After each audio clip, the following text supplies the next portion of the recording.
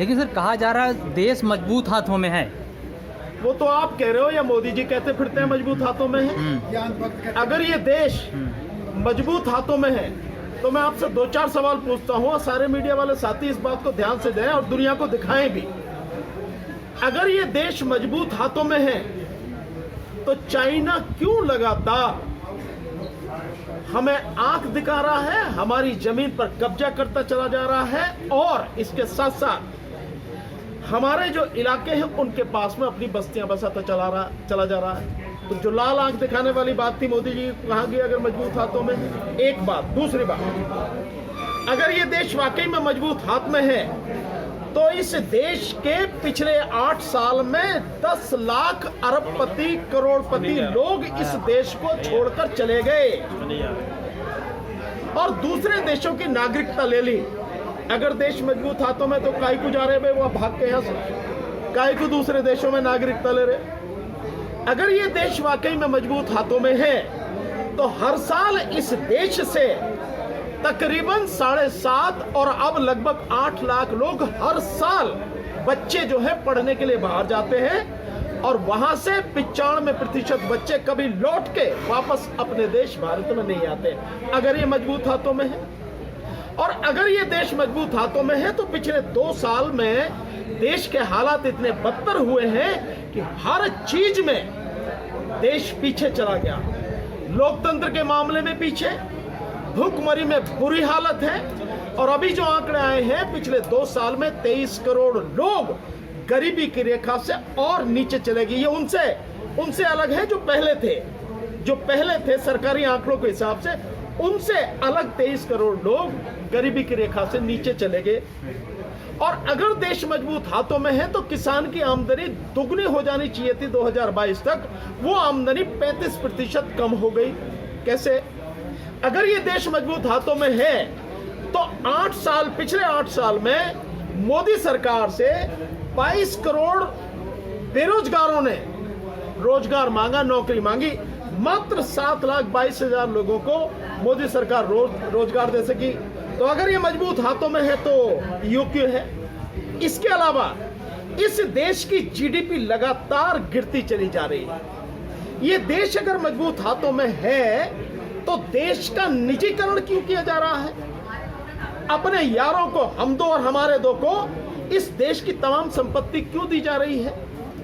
क्या इसका संविधान में प्रावधान है? नहीं। अगर ये देश वाकई में मजबूत हाथों में है तो इस देश में न्याय होना चाहिए, न्याय, और न केवल होना चाहिए बल्कि दिखना चाहिए। और आप सब इस बात के गवाह हैं कि देश में अन्याय ही अन्याय है चारों तरफ, कोई किसी की सुनने वाला नहीं है। ये सारी चीजों को देखकर अब बताओ कि देश मजबूत हाथों में है या सच्चाई कुछ और। इसमें मैं भी एक बात ऐड करना चाहूँगा। हमारा देश इस समय अडानी और अंबानी के हाथों में है, तो अडानी और अंबानी के हाथों को हम मजबूत मानने के लिए तैयार नहीं हैं। वो दोनों ही कमज़ोर व्यक्ति हैं और उनके हाथ भी कमज़ोर हैं। सर, कानून के अंतर्गत क्या सरकार में जो लोग लोकतंत्र के हित में, लोक हित में कार्य नहीं कर रहे, उन्हें चुनौती दी जा सकती है, उनसे इस्तीफा? देखिए, चुनौती निश्चित रूप से दी जा सकती है। इस्तीफा आप मांग सकते हैं, लोकतंत्र है, अभी तक तो मांग सकते हैं। बट बात यह है कि चुनौती आप दोगे कहां? अगर आप सरकार को चुनौती दोगे, सरकारी स्तर पर चुनौती दोगे, सरकार में चुनौती दोगे, तो किससे कहोगे जाके? वही तो सब कुछ रेड़ की निशानी है। सब तबाह करने वाले, बर्बाद करने वाले तो वही है। तो जो लुटेरा है, बर्बाद करने वाला है, उससे क्या कहोगे भैया? वो कैसे बचाएगा? एक बात। दूसरी जो जगह आती है या जहां किसी को उम्मीद हो सकती है वो है अदालत। अदालत कैसे काम करती है इसका एक नमूना सिर्फ इसी से आप समझ जाएंगे कि वर्तमान जो चीफ जस्टिस आए हैं, आते ही गुजरात दंगों से संबंधित सारी फाइलें बंद कर दी एक झटके में, आते ही पहले दिन। तो आप अदालत से न्याय की क्या उम्मीद रख सकते हैं? इसके अलावा और थोड़ा सा बता दूं, अभी जस्टिस एन वी रमन्ना जो इनसे पहले, इस समय जस्टिस यू ललित साहब हैं, इनसे पहले जो चीफ जस्टिस रहे हैं वो तकरीबन 1.5 साल चीफ जस्टिस रह के गए। बड़े भाषण आपने सुने होंगे उनके, कई बार कई जगह बोलते हुए सुना होगा। लेकिन उनके सामने जो केस थे उनमें से डिसाइड कितने किए उन्होंने, जो लोगों से जुड़े हुए थे। अनुच्छेद 370 का मामला जो कि तू पढ़ा उन्होंने छुआ भी नहीं। कितनी ही हैबियस कार्पस रिट है जो कि तू पढ़ी है, छुई भी नहीं। अदालत में हाई कोर्ट और सुप्रीम कोर्ट में कुल मिला के 1 लाख कंटेम्प्ट पिटीशन पड़े हैं, 1 लाख। और उनमें से मैक्सिमम वो है जो सरकारी अधिकारी कर्मचारी अदालत के आदेशों को मानते नहीं है, उनके खिलाफ कंटेम्प्ट पड़े हैं। कितने डिसाइड हुए हैं आप इससे पता अंदाजा लगाएं। दूसरा, 10% आर्थिक आधार पर आरक्षण जो पूरी तरह से गैर संवैधानिक है, उसके विषय में रिट पड़ी हुई है, सुप्रीम कोर्ट सुनने को तैयार नहीं है। इसके अलावा इलेक्टोरल बॉन्ड का मसला है, वो पिटीशन पड़ी हुई है, सुप्रीम कोर्ट ने सुना नहीं। और तो छोड़ दिए, जस्टिस एनवी रमन्ना के सामने पेगासस का मामला आया, और पेगासस का मामला आप देखिए कि सुप्रीम कोर्ट के जजेस की जासूसी, हाई कोर्ट जजेस की जासूसी, पत्रकारों की जासूसी, वकीलों की जासूसी, सेना के अधिकारियों की जासूसी, आपके जो सीबीआई के लोग हैं उनकी जासूसी, सरकार में बैठे मंत्रियों की जासूसी, पार्टी के लोगों की जासूसी, सबकी जासूसी हो रही है। और ये मसला पेगासस का सरकार जस्टिस एनवी रमन्ना के सामने, उसके लिए सुप्रीम कोर्ट के ही एक जज जो है उनकी अध्यक्षता में कमेटी बनाई, उसकी रिपोर्ट भी आ गई, नतीजा 0, 0। तो आप किससे उम्मीद करोगे? तो आपका कहना तो सही है कि इनके खिलाफ आवाज उठाई जा सकती है, आवाज उठाई जा सकती है। बात यह है कि सुनने वाला और उसको जो है उसको फैसला देने वाला, न्याय देने वाला कौन है? कोई नहीं। इसलिए अब आवाज उठाने के बजाय सब कुछ सामने है, तो इस सरकार को जड़ से उखाड़ के फेंकने की तैयारी करो, तभी कुछ बचेगा। और ये जन आंदोलन से संभव है, अन्यथा नहीं। सर, सरकार कह रही है कि भाई गुलामी की जो मानसिकता है उससे अब हमें निकलना पड़ेगा बौद्धिक तौर पर। साथ ही साथ जो सेंट्रल विस्टा प्रोजेक्ट है, इसको आप कैसे देख रहे हैं? और जो कर्तव्य पथ बनाया गया है, इसको लेकर कई लोग कह रहे हैं कि अब राजभवन का नाम जो है कर्तव्य भवन कर देना चाहिए, राजस्थान का नाम बदल है कर्तव्य स्थान कर देना चाहिए, कैसे? बिल्कुल ठीक कह रहे हैं मोदी जी। मोदी जी को अडानी और अंबानी की गुलामी से अब निकल जाना चाहिए, देश के बारे में भी सोचना चाहिए, ये बिल्कुल ठीक कह रहे हैं। और दूसरी बात यह है कि जो ये लाखों करोड़ रुपए अपने ऊपर खर्च कर रहे हैं और अपनी सुविधाओं के लिए खर्च कर रहे हैं, अपने आप को बादशाह या राजा बनाने के लिए कोशिश कर रहे हैं, उसको ख़त्म करके सेंट्रल विस्टा को एक ऐसी जगह बनानी चाहिए जहाँ पे आम आदमी जा सके, मेंबर ऑफ पार्लियामेंट या प्रधानमंत्री ना बैठे, आम आदमी को जगह मिलनी चाहिए वहाँ पे। ये बिल्कुल ठीक बात कह रहे हैं। देखो, ये कर्तव्य पथ की जो बात कही है, मैं महमूद भाई की बात को आगे बढ़ाता हूँ। कर्तव्य उस व्यक्ति को याद होता है जो गुलामी से मुक्त हो। मोदी जी को तो अंबानी अडानी की गुलामी करने से फुर्सत नहीं है। देश का प्रधानमंत्री किसी बिजनेसमैन का गुलाम हो जाए, उसके हिसाब से काम करे, तो उसे कर्तव्य क्या याद हो जाए? और क्या है कर्तव्य? 8,500 करोड़ का जहाज अपने लिए मोदी जी ने मंगवाया, मिसाइल भी उस पर असर नहीं कर सकता। और उस समय मंगवाया जब देश की जनता भूखों मर रही है। मैंने अभी आंकड़ा आपको दिया कि 23 करोड़ लोग और पिछले 2 साल में गरीबी की रेखा से नीचे चले गए हैं। इन हालात में आप 8,500 करोड़ का जहाज मंगाते हैं और 23,000 करोड़ का सेंट्रल विस्टा प्रोजेक्ट बनाते हैं, जिसकी कोई आवश्यकता नहीं थी, किसी भी तरह की कोई आवश्यकता नहीं थी। इसके अलावा मोदी जी की सुरक्षा पर हर साल एसपीजी का जो खर्चा होता है 600 करोड़ का बजट है। 4 करोड़ रुपए प्रतिदिन एक दिन में मोदी जी को चेहरा दिखाने के लिए विज्ञापन पर खर्च होता है। क्या कर्तव्य है मोदी जी का? भूखों को रोटी देना। मजबूत राष्ट्र के मजबूत प्रधानमंत्री है। मजबूत राष्ट्र के नहीं, एक गरीब राष्ट्र के अपनी मौज मस्ती के लिए देश को तबाह करने वाले प्रधानमंत्री हैं और कुछ नहीं, जिसे कर्तव्य का बोध नहीं है, कर्तव्य का कै जिसे नहीं मालूम हो, वो आदमी कर्तव्य की बात कर रहा। बड़े बड़े शब्दों से, बड़े बड़े नारों से न तो कर्तव्य पूरा होता है और न ही देश का कुछ भला होता है। जिस देश में बच्चे शिक्षा के लिए तरस रहे हो, जिस देश में आधे से अधिक आबादी को न्यूट्रिशन नहीं मिलता हो, उस देश में आप प्रधानमंत्री मौज मस्ती से रह रहा हो। मतलब सबसे बुरी स्थिति में जब देश पहुंच गया है, ये वो देश की हालत है जिस देश के 85% लोगों की 85% लोगों का हक मात्र 2% लोग दबाए बैठे हो, आप उसकी बात कर रहे हैं। मोदी जी का मुखौटा बनाने के लिए देखिए बहुत महत्वपूर्ण बात है, कितनी बड़ी पीआर एजेंसी और कितने मेकअप आर्टिस्ट, तो ये मुखौटा बनाने के लिए असली मुखौटा, असली चेहरा क्या है मोदी जी का, वो छुपाने के लिए मेकअप आर्टिस्ट इस्तेमाल किए जाते हैं जो करोड़ों रुपए ले रहे हैं। आप लोगों ने सब देखा होगा ना, असली चेहरा छुपाने के लिए और नकली चेहरा दुनिया के सामने लाने के लिए जो व्यक्ति करोड़ों रुपए खर्च कर रहा हो वो मजबूत हो सकता है या नहीं, हम देश की जनता पे ही छोड़ना चाहते हैं। सर ईवीएम बैन की आपने आज बात की, यहाँ से ऐलान किया, साथ ही साथ बीजेपी ने तो 2024 के जो चुनाव है उसका ऐलान कर दिया है, जो राज्य में प्रभारी है वो नियुक्त कर दिया है अभी से ही। आप ईवीएम बैन की बात कर रहे हो, तो चुनाव की तैयारी शुरू कर दिया। नहीं, निश्चित रूप देखिए ये तो बहुत पहले कर दिया था। आपको ध्यान होगा उत्तर प्रदेश के चुनाव के बाद जिस समय प्रधानमंत्री मोदी उत्तर प्रदेश में गए तो उसी समय उन्होंने उनसे कह दिया था बीजेपी के विधायकों से कि भाई 2024 की तैयारी करो चुनाव की। सो उनकी तैयारी चल रही है, वो हमेशा 24 घंटे केवल चुनावी मोड में ही रहते हैं और कुछ उन्हें आता जाता नहीं है, तो वो तो अपना काम कर रहे हैं। बात यह है, मैंने जो ईवीएम की बात कही, मैं इस देश की जनता से कहना चाहता हूं कि तुम्हारा जो सबसे बड़ा अधिकार है वो मताधिकार, वो वोट का अधिकार, उसकी रक्षा करना किसकी जिम्मेदारी है? आपकी। आप ही करेंगे उसे। वोट हम डालते हैं लेकिन हमारी वोट लूट ली जाती है, और जिस तरह से लूटी जा रही है हम सब समझ रहे हैं, फिर भी हम उस वजह को खत्म नहीं करना चाहते। रही पार्टियां, पॉलिटिकल पार्टियां, तो विपक्ष की किसी भी पॉलिटिकल पार्टी का उन्हें मालूम नहीं है कि ईवीएम में धांधली होती है, सो वो क्यों नहीं बोलते हैं? तो बहुत सीधी सी बात है कि अगर उनके दामन पाक होते तो बीजेपी से डरते नहीं। उनकी भी कहीं ना कहीं फाइल खुली पड़ी होगी, ईडी का डर उन्हें भी होगा, सीबीआई का डर उन्हें भी होगा, है नहीं है? और रही दूसरी और पार्टियों की बात, तो कहीं ना कहीं सबका हाल यही है। इसलिए मैं ये मानता हूं कि जनता की जिम्मेदारी है कि अपने वोट को बचाए, इस देश के लोकतंत्र को बचाए, इस देश के संविधान को बचाए, और ये केवल जन आंदोलन से संभव है। और ये तभी संभव है कि जन आंदोलन बनके ईवीएम का खात्मा हो और फिर बैलेट पेपर से चुनाव हो। फिर देखते हैं मोदी जी में कितना दम है। 56 इंच का सीना है, ये 56 मिलीमीटर भी नहीं रहा, तब पता लगेगी ना।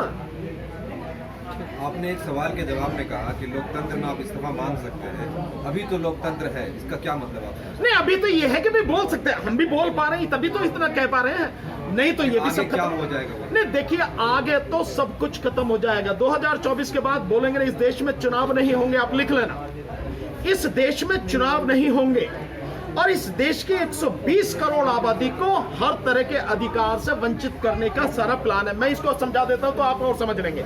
अच्छा, वो आपने पूछ लिया, मैं बात कहनी भूल गया तो अब हम उसका जवाब देता हूं। 12 अगस्त का इलाहाबाद, प्रयागराज बोलते हैं आजकल उसको, इलाहाबाद से यानी प्रयागराज से दैनिक भास्कर एक न्यूज़पेपर निकला है, डेट 12 अगस्त जहां तक मुझे ध्यान है यही है। उसमें फ्रंट पेज पे एक बात छपी है कि देश का नया संविधान बनाया जा रहा है, और उसमें डिटेल में लिखी है कि जो संविधान होगा, इस संविधान में हिंदू, सुनना इस बात को मैं एक्सप्लेन करूंगा तरीके से, हिंदू, बौद्ध, जैन और सिख, केवल इन्हीं को मताधिकार होगा, और यह संविधान मनुस्मृति पर आधारित होगा। अब जब इन चारों को देंगे आप, हिंदू, बौद्ध, जैन और सिखों को, तो आपने मुस्लिम समाज को एक साइड में कर दिया, ईसाइयों को एक साइड में कर दिया, पारसियों को, यानी 3 समाज को आप मताधिकार न देने की बात तो खुलेआम कर रहे हैं। अब रहा, अभी से दूसरा आ जाइए, जो हिंदू की बात कर रहे हैं, अगर हम हिंदू हैं यानी SC, ST, OBC ये सारे अगर हिंदू हैं, तो फिर इनको सवर्णों की तरह ही अधिकार क्यों नहीं है? जो अधिकार ब्राह्मण को है, जो अधिकार क्षत्रिय को है, जो अधिकार वैश्य यानी बनिए को है, वही अधिकार SC, ST के लोगों को क्यों नहीं है? OBC के लोगों को क्यों नहीं है? फिर उनका रिजर्वेशन क्यों खाया जा रहा? कहने के लिए SC, ST का रिजर्वेशन आज की तारीख में 22.5% है, 15% SC का, 7.5% ST का, लेकिन वर्तमान में जो प्रैक्टिकली है वो कितना है? मुश्किल से 9%। और OBC, जिस OBC की आबादी 52% है, उस अभी तो जातिगत जनगणना का जो मामला चल रहा है उसको हम साइड में कर दें, लेकिन मंडल कमीशन के हिसाब से जो रिपोर्ट है उसके हिसाब से 52% है। 52% में से आपने उसको रिजर्वेशन कितना दिया? 27%। और एक्चुअल में कितना है? वो है आज की तारीख में 5 से 6% पूरा, बस इतना। और आपको बता देता तो हायर एजुकेशन में ओबीसी का 1% आरक्षण नहीं है। आप देखिए, जिसमें professor, assistant professor, associate professor, madam यहाँ पर बैठी हैं, उसमें 93 से लेकर 94% किसका है? सवर्णों का, और मैक्सिमम उसमें ब्राह्मण है। ये रिजर्वेशन का है। इसके अलावा जो ओबीसी की बात है और एससी एसटी के आरक्षण की बात है, धीरे धीरे आप इसको खत्म करते चले जा रहे हैं। दो चीजों को समझे। नंबर एक, कहीं भी देश के संविधान में यह नहीं है कि आरक्षण 50% तक होगा, कहीं नहीं लिखा है। लेकिन इस देश की सुप्रीम कोर्ट ने बैन लगा दिया कि 50% से ज्यादा आरक्षण नहीं होगा। क्यों लगाया? क्योंकि उनकी मानसिकता वही ब्राह्मणवादी मानसिकता है, वही ऊंच नीच वाली मानसिकता है, वही भेदभाव वाली मानसिकता है। इस देश में जो लोग रह रहे हैं, तो मान्यवर साहब काशीराम जी ने जो कहा कि जिसकी जितनी संख्या बारी उतनी उसकी हिस्सेदारी, तो दो उसको उतना। लेकिन क्योंकि आपकी मानसिकता नहीं है, तो पहले तो सुप्रीम कोर्ट ने लगा दिया कि 50% से ज्यादा नहीं होगा। अब दूसरा, 10% आपने आर्थिक आधार पर आरक्षण दे दिया। सो कितना हो गया? 50.5% पहला था, 10% ये, तो 60.5% आरक्षण हो गया। एससी एसटी ओबीसी को मिला के कितना था? 49.5। इसमें से 10% और कम कर दो, कितना रह गया? 39.5। और है प्रैक्टिकल में कितना? मात्र 9% एससी एसटी का और 5 से 6% उनका, इसे 15% मान लो। सो ये 85% आरक्षण कौन खा रहा है? 85%। अगर तुम हमें हिंदू कहते हो, अगर तुम हमें बराबरी से मानते हो, तो फिर ये 85% क्यों है? तुम्हारी आबादी 15% है, 15% में तुम रहो और 85% हमें दो। ईमानदारी की अगर बात है तो इसलिए जो ये कहा गया है कि हिंदू, बौद्ध, जैन और सिख, इनको अधिकार होंगे, जो हिंदुओं में एससी एसटी और ओबीसी होंगे, इनको ये क्योंकि शूद्र है उनके हिसाब से मनुस्मृति लागू है, तो मनुस्मृति में ब्राह्मण, क्षत्रिय, वैश्य और शूद्र में ये सारे हैं एससी एसटी ओबीसी। सो इनको कोई अधिकार नहीं, इनको केवल अधिकार है कि ऊपर के ये तीनों हैं, ब्राह्मण, क्षत्रिय, वैश्य, इनकी सेवा करें। तो कहने के लिए, मूर्ख बनाने के लिए, क्योंकि मुसलमान से लड़ना है, मुसलमान से लड़वाना है, उनको मूर्ख बनाने के लिए पब्लिक को जानकारी है नहीं, ज्ञान है नहीं, पता है नहीं, पढ़े लिखे को पता नहीं है, तो अनपढ़ को क्या होगा? उनको मूर्ख बनाने के लिए हिंदू शब्द को जोड़ दिया, ताकि सारे ये समझे कि यार हमें तो अधिकार मिल ही रहा। अबे तुम्हें शूद्र बना दिया, हिंदू बनाते उन्होंने। मनुस्मृति लागू होते ही तुम्हारे अधिकार सारे खत्म हो गए। ये है उनकी साजिश, जिसका पर्दाफाश हमें करना है। तो वो सब कहने के लिए है, जब ये लागू हो जाएगा उसके बाद आपके पास कोई अधिकार नहीं होगा। और इस देश में अगर कोई संविधान विरोधी बात कर रहा है, यानी संविधान है फिर भी नए संविधान की बात कर रहे हैं, देश की राजधानी दिल्ली से हटा के वहां पे बनारस में ले जाने की बात कर रहे हैं, और अगले साल 2023 में उन्होंने बड़ी एक सभा बुलाई है धर्म संसद, उसमें संविधान के विषय में सारी करें, क्या ये देशद्रोह नहीं है? क्या सरकार ने इनके खिलाफ कोई कार्रवाई करी? क्या FIR हुई? किसी को अरेस्ट किया? नहीं, क्योंकि सरकार का पूरा सपोर्ट उन्हें मालूम है। तो इसीलिए मैं कह रहा हूं कि जब ये सब कुछ होगा, किसी को कोई अधिकार नहीं होगा। ये चीज है सर। आपने इसमें एक चीज मैं इसमें बोलना चाहता हूँ।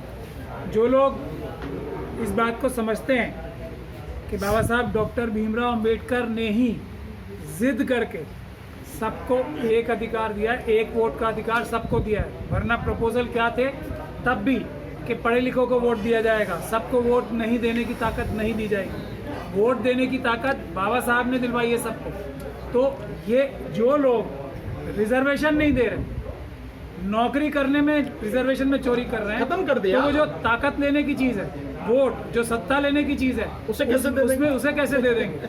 तो ये बात भानु जी की 100% ठीक है। 85% वोट 15% के हाथ में हो जाएगा, क्योंकि उनका वोट की हो सकता है कल ये कहें कि हमारे वोट की जो ताकत है, जो वजन है, वो बाकी लोगों के वोटों से ज्यादा होगा। सिख लोगों के वोट की वैल्यू होगी 1, हमारे वोट की वैल्यू होगी 5, ऐसा भी तो कह सकते हैं। भी कह सकते ये यही तो है मनुस्मृति। तो यही होने जा रहा है। इसीलिए हमें भारत के संविधान को बचाना है, किसी भी कीमत पे बचाना है, किसी भी तरीके से बचाना। सीधी सी बात है, इसमें कोई कॉम्प्रोमाइज नहीं। जी जिस तरीके से नवीन जिंदल और नुपुर शर्मा फ्रिंज एलिमेंट है, उसी तरीके से जिस कॉन्स्टिट्यूशन के, हिंदू राष्ट्र के कॉन्स्टिट्यूशन की आप बात कर रहे हैं आनंद स्वरूप जी की, क्या गवर्नमेंट उसको फ्रिंज एलिमेंट नहीं कहेगी? तो क्यों हम फ्रिंज एलिमेंट के बारे में बात करें? नहीं, अगर वो कहती, इस बात को समझने की जरूरत है। मोदी जी को समझते हो आप? नहीं समझते।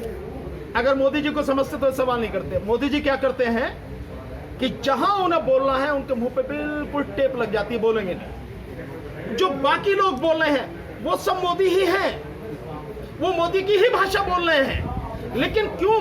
मोदी प्रधानमंत्री हैं और देश में संदेश चला चल जाए, मोदी ने कहा, इसलिए चुप रहते हैं, कुछ नहीं कहते। अगर वो चाहते तो नुपुर शर्मा के खिलाफ भी कार्रवाई हो, अगर वो चाहते तो और जितने भी इतने इस तरह के इन्फ्रिंज एलिमेंट है सबके खिलाफ कार्रवाई होती, लेकिन नहीं। कहलवाएंगे किसी से, पर लक्ष्य उन्हीं का ही है, उद्देश्य उन्हीं का ही है। टी राजा की गिरफ्तारी हुई तो? किसकी? टी राजा की गिरफ्तारी हुई तो? ये राजा टी राजा तेलंगाना का बीजेपी से। मैं, मेरी जानकारी में अभी कुछ है नहीं, तो इसलिए मैं कह नहीं सकता। आपसे सुना है मैंने, बाकी मैं मैं इस बारे में जानना चाहता हूँ, कल को गवर्नमेंट अगर इनको फ्रिंज एलिमेंट कह दे तो हम इस परसेप्शन में क्यों गुफ्तगू? नहीं, प्लीज। देखिए, इसका जवाब मैं ये सीधा सीधा दे सकता हूँ कि गवर्नमेंट में और भारत में फ़र्क है। गवर्नमेंट बनती है 5 साल की, एक पार्टी की बनती है, उसमें फ़र्क है।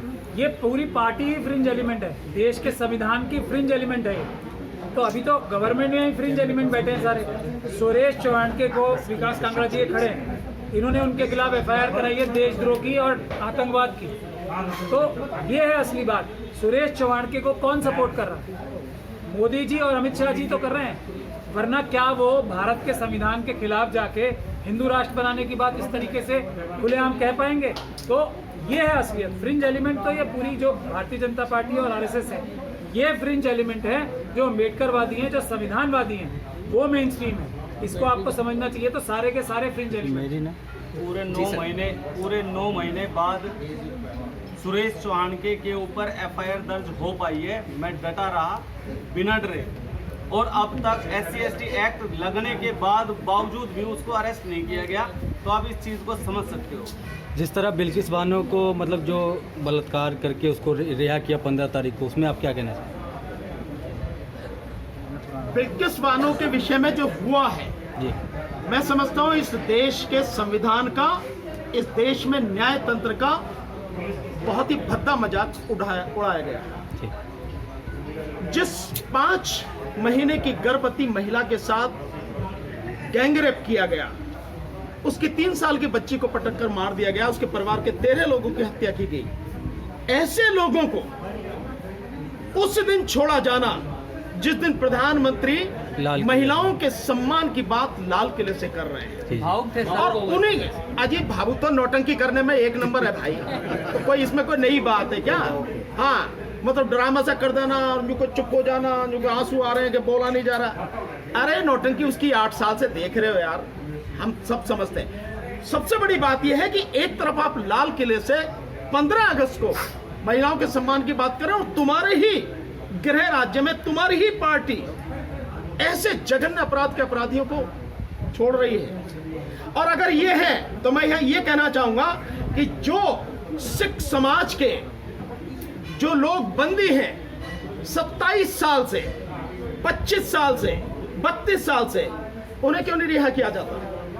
सिख समाज के जो बंदी हैं, जिसके विषय में अभी 31 दिन तक आंदोलन चला गुरुद्वारा बंगला साहिब में, आप देखिए उनमें बड़ी, आप देखिए अभी तो उनका केस भी पूरा नहीं हुआ। भाई साहब महमूद पराचा जी जो हैं, उसमें एक मुख्य साथी हैं जिनको 1995 में जगतार सिंह हवारा साहब, अभी तो उनका केस ही चल रहा। यानी जिनको सुप्रीम कोर्ट से सजा हो गई, उन ऐसे जघन्य अपराधियों को छोड़ दिया, और जिनका केस भी अभी डिसाइड नहीं हुआ है, वो साथी, एक व्यक्ति उसमें 1990 से बंद है, कितने हो गए? 32 साल। 7 व्यक्ति उसमें 1995 से बंद है, कितने हो गए? 27 साल। और एक व्यक्ति 1997 से बंद है, यानी 25 साल। इतने समय से बंद है। और इसके अलावा ऐसे कितने ही लोग हैं जो उन अपराधों में अभी जेल में हैं, जिन अपराधों में उनकी जो सजा होती है उससे ज्यादा काट चुके, जेल में पड़े अभी। सो क्या उसको नहीं ध्यान में रखना चाहिए था?